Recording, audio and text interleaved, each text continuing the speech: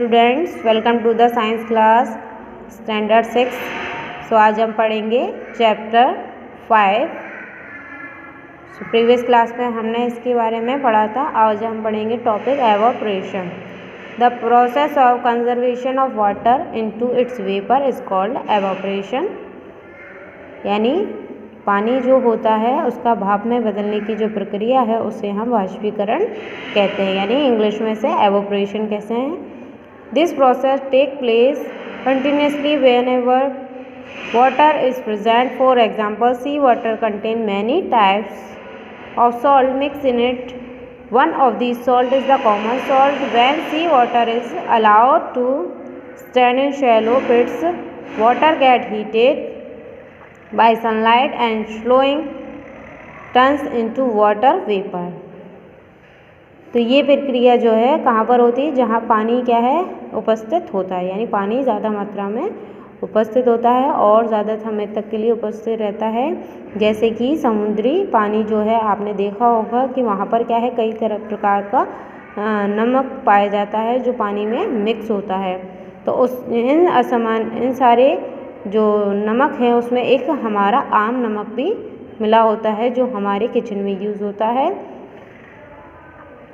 तो सी वाटर में से क्या है, वो जो नमक है वो उसके साइड पर आ जाता है, तो उसकी क्या है शैलो पिट्स, यानी ये आप देख सकते हैं इस टाइप से एक ढेर टाइप में बना ली जाती है नमक की। फिर जो है उस सनलाइट पड़ती है, यानी जो प्रकाश है सूर्य का वो वहाँ पर पड़ता है, तो जो पानी है वो गर्म हो जाता है और ये गर्म पानी होकर ये धीरे धीरे क्या है वाष्प में बदल जाता है। यानी जो नमक है उसमें से पूरा पानी जो है वो वाष्प के रूप में बनकर उड़ जाता है। After few days the water vapours completely leaving behind the dry solid particles. उसके बाद जो पानी है वो वाष्प बनकर पूरी तरह से निकल जाता है, तो फिर क्या रह जाता है, सूखे हुए ठोस कण रह जाते हैं। The common salt is then obtained from this mixture of solid particles by further purification। तो फिर इन जो कण रह जाते हैं, यानी जो नमक के कण हैं वो रह जाते हैं, उसमें से क्या है इस मिक्सचर में से फिर शुद्धिकरण करके जो हमारा आम नमक है उसको निकाला जाता है। नेक्स्ट है डिस्टिलेशन, यानी आसवन की प्रक्रिया। Distillation is a method of obtaining pure liquid from a solution. The solution is heated so that the liquid evaporates. The vapor are then cooled. They condense to give the pure liquid. Distilled water is used in the laboratory and in the car batteries। तो जो आसवन की प्रक्रिया है वो क्या है, किसी भी सॉल्यूशन में सिर्फ प्योर लिक्विड को निकालने के लिए की जाती है। यानी कोई घोल है तो उसमें से शुद्ध तरल पदार्थ निकालने के लिए की जाती है। तो जो घोल होता है हमारा उसको क्या किया जाता है, गर्म किया जाता है, जिससे जो लिक्विड है वो भाप के रूप में आ जाता है। उस भाप को फिर ठंडा किया जाता है। उस भाप को ठंडा करके फिर उसको सघन करके उसमें से प्योर लिक्विड निकाल लिया जाता है। यानी जब भाप ठंडी होती है तो वो पानी में बदल जाती है, तो इस तरीके से फिर उसको एक शुद्ध लिक्विड मिल जाता है उससे हमें। तो ये जो डिस्टिल्ड वाटर है, यानी जो आसवन का पानी जो निकलता है शुद्ध होकर, ये कहाँ पर यूज़ होता है, प्रयोगशालाओं में या फिर कार की बैटरीज में। Distillation in the laboratory. अब देखिए जो लेबोरेटरी होती हैं यानी प्रयोगशाला होती हैं वहाँ पर आसवन कैसे किया जाता है। Distillation is done by setting up an apparatus. तो एक एपरेंटस लगाकर जो आसवन की प्रक्रिया है वो की जाती है, आप देख सकते हैं। ए सॉल्यूशन ऑफ सॉल्ट इज और शुगर इज टेकन इन अ फ्लैस्क। फ्लैस्क होता है एक सुराही टाइप में बर्तन, तो नमक और चीनी के घोल को क्या है एक फ्लैस्क में डाल लेते हैं। Then the flask is heated gently. उसके बाद उस फ्लैस्क को क्या है गर्म करते हैं, so that the liquid boils and evaporate. तो जो फ्लैस्क में जो लिक्विड होता है हमारा सॉल्ट और शुगर का जो घोल होता है वो क्या होता है, गर्म होकर वाष्प में बदल जाता है। The vapor of evaporating liquid thus formed is passed through a condenser where they are cooled to get the pure liquid। फिर आप देख सकते हैं इस फ्लैस्क से क्या है जो शुगर और सॉल्ट का जो घोल होता है वो गर्म होकर इसमें से क्या है भाप निकलती है, जो भाप निकल कर क्या है कहाँ तक जाती है, कंडेंसर में। से कंडेंसर में जाके ये क्या होती है, ठंडी हो जाती है, यानी इसको ठंडा किया जाता है यहाँ पर। फिर ठंडा होने के बाद ये क्या है, एक हमें प्योर लिक्विड मिलता है। The clear liquid that is obtain is known as the distillate. तो ये जो हमें क्लियर लिक्विड मिलता है लास्ट में जाकर, इसे ही क्या कहते हैं, डिस्टिलेट कहते हैं। On the distillation for some time all the water is distil out and a white residue of the salt and sugar is left in the flask. तो जब जो आसवन की प्रक्रिया है वो कुछ समय करने के बाद क्या होता है, आप देखेंगे कि जो पानी है वो पूरी तरीके से वाष्पित हो जाता है, यानी उसमें से निकल जाता है, और जो अवशेष है नमक और चीनी का जो अवशेष रह जाता है आप उसको फ्लास्क में देख सकते हैं। नेक्स्ट है condensation. You must have observe water droplet on the outside of a glass of ice cold soft drink और drop of water under a plate used to cover hot milk or food items. These drops of water are water vapors that have condensed to the liquid state.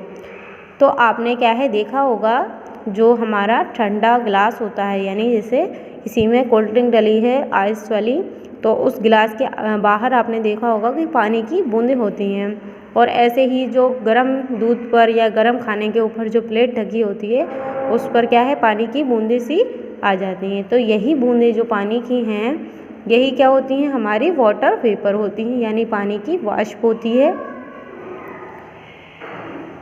फिर इसको क्या है सघन करके हम एक तरल रूप में बना सकते हैं। We know that water is present in air in the form of water vapour. तो हमें पता है कि जो हमारी एयर होती है यानी जो हवा है उसमें पानी उपस्थित होता है। कैसे, वाटर वेपर में, यानी वाष्प के रूप में हवा में पानी प्रेजेंट है। When water vapour touches the cold surface of the glass. तो ये जब एयर में जो वाटर वेपर होती हैं वो किसी ठंडे सतह पर जाकर टकराती हैं, यानी जैसे ग्लास है वो ठंडा है अंदर से, तो उसकी सतह पर जाकर जैसे ही टकराती हैं तो ये बूंदों का रूप ले लेती हैं। This change of water vapour into water is called condensation. यही जो पानी का बदलाव है वाष्प में, यानी जो वाष्प का पानी के रूप में बदलना, यही क्या कहलाता है, कंडेंसेशन,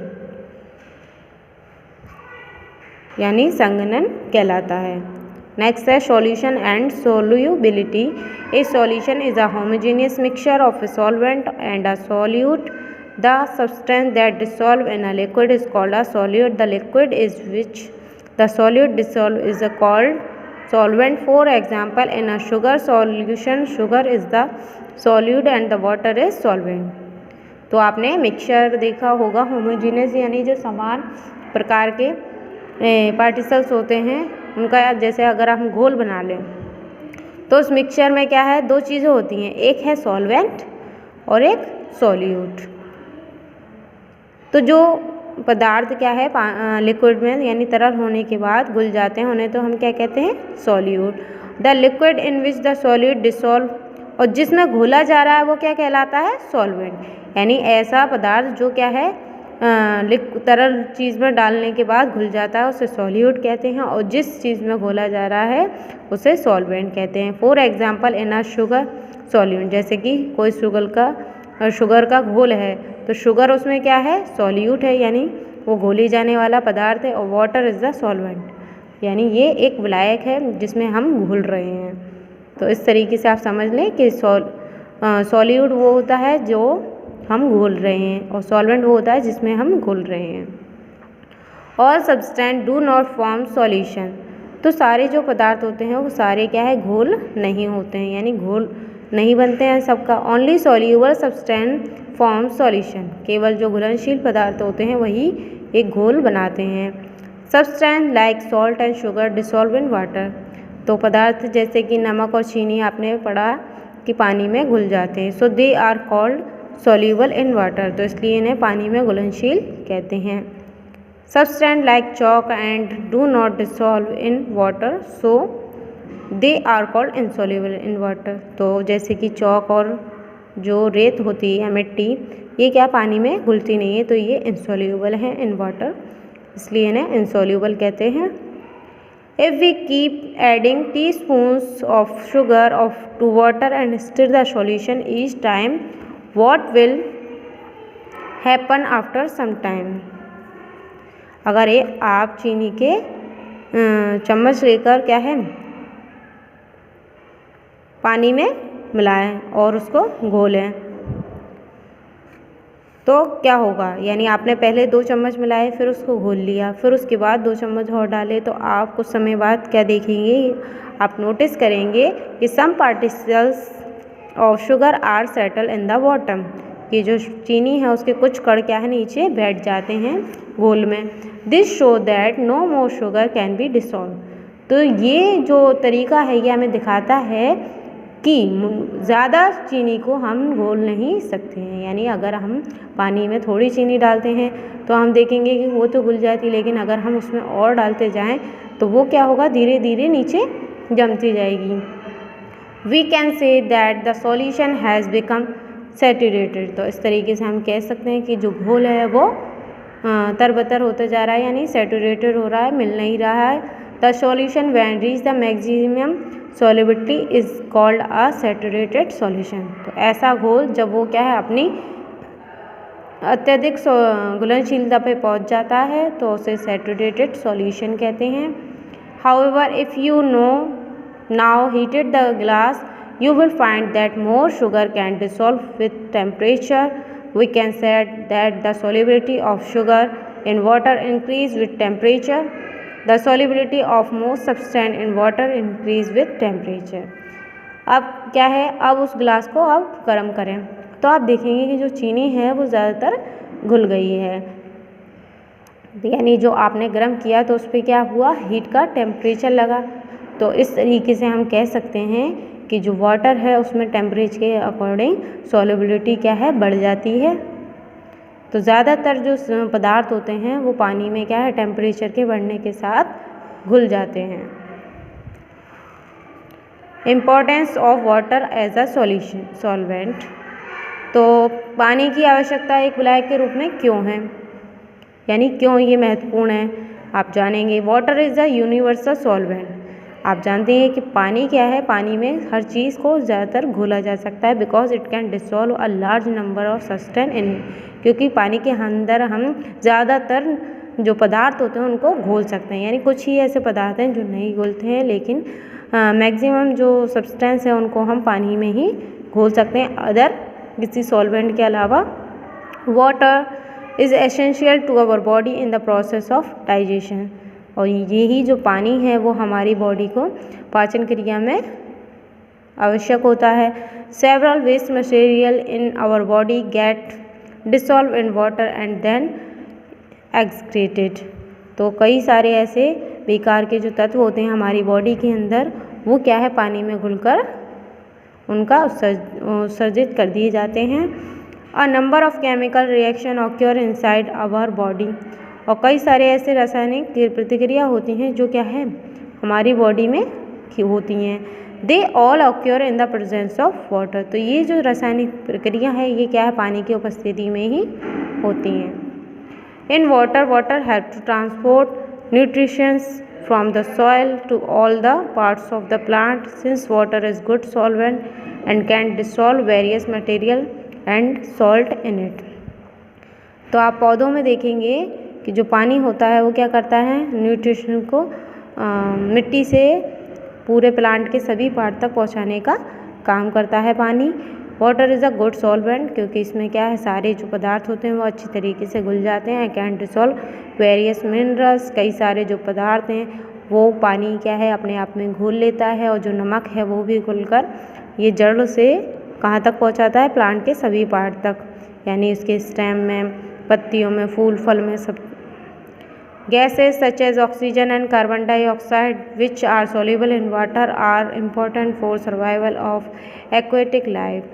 तो गैसेज जो क्या है ऑक्सीजन और कार्बन डाइऑक्साइड हैं जो क्या पानी में घुली हुई होती हैं, ये भी क्या है जो जलीय जीवन है उनके लिए बहुत ही आवश्यक हैं उनके जीवन के लिए। जैसे कि आप देख सकते हैं fish breathe in oxygen in the oxygen dissolve in water, यानी जो हमारी मछलियाँ होती हैं वो क्या है, पानी में कैसे सांस लेती हैं, क्योंकि उसके अंदर ऑक्सीजन मिली हुई होती है। थ्रू देयर गिल्स, अपने गलफड़ों से। Aquatic plant use the carbon dioxide dissolve in water for photosynthesis, तो प्रकाश संश्लेषण के लिए जो प्लांट हैं वो कार्बन डाइऑक्साइड लेते हैं पानी से, तो पानी में ऑक्सीजन और जो कार्बन डाइऑक्साइड गैस घुली हुई होती है उससे जो फिश है वो सांस ले पाती हैं, और जो प्लांट होते हैं हमारे जल वाले वो क्या है, कार्बन डाइऑक्साइड ले पाते हैं। The solubility of gases in water decrease and increase in temperature, तो जो गैसें होती हैं उनकी घुलनशीलता क्या है, बढ़ती या घटती रहती है तापमान के हिसाब से। दस dissolve gases escape from water when it is heated, तो इस प्रकार से हम कह सकते हैं कि जो घुली हुई गैसें होती हैं वो पानी के गर्म होने पर उसमें से निकल जाती हैं।